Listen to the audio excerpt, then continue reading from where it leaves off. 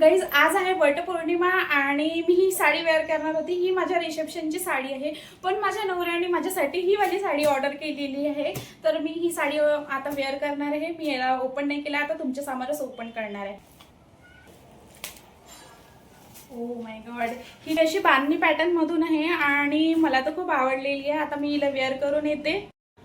Guys आता माझी sari wear करून झालेली आहे आणि असा काही लुक आहे या साडीचा। कॅमेरामध्ये बरोबर दिसत आहे की ते माहित नाही, मला तर छान वाटली। मी पहिल्यांदा असं बांधणी पॅटर्न मधून ट्राय केलेलं आहे।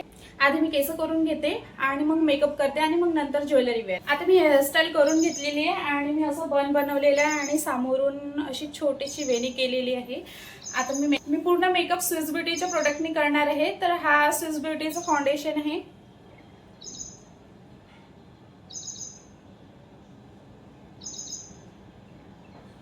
आणि मी पूर्ण मेकअप ना हातानेच करणार आहे। आता खूप उशीर झालाय मला ऑलरेडी,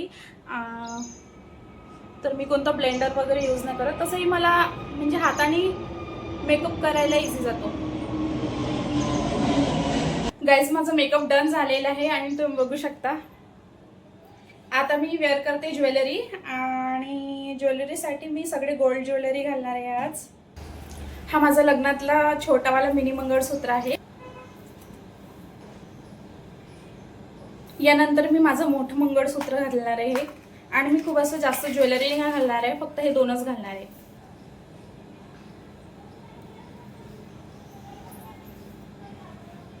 आता मी बँगल्स वेअर करणार आहे। बँगल्स पण ऑनलाईन ऑर्डर केलेले आहे माझ्या हस्बंडनी या साडीसोबत। आणि तुम्हाला सरप्राइजिंग गोष्ट सांगते की आज माझ्या हस्बंडनी पण माझ्यासाठी उपवास ठेवलेला आहे।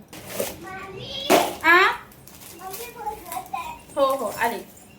बँगल्स घालत आहे हे ते बँगल्स आहेत। मी अजून पण यांना पण ओपन केलेलं नाही। हे साडीसोबत एकदम परफेक्ट मॅच झालेलं आहे। आणि तुम्हाला माहिती आहे या साडीवरचा हा ब्लाउज अजिबात नाहीये, मी दुसऱ्या साडीवरचा वेअर केलेला आहे, पण हा पण ब्लाउज एकदम परफेक्ट बसलेला आहे। काहीतरी मिसिंग वाटत आहे। ओके, माझ्या कानातले राहिलेले आहे।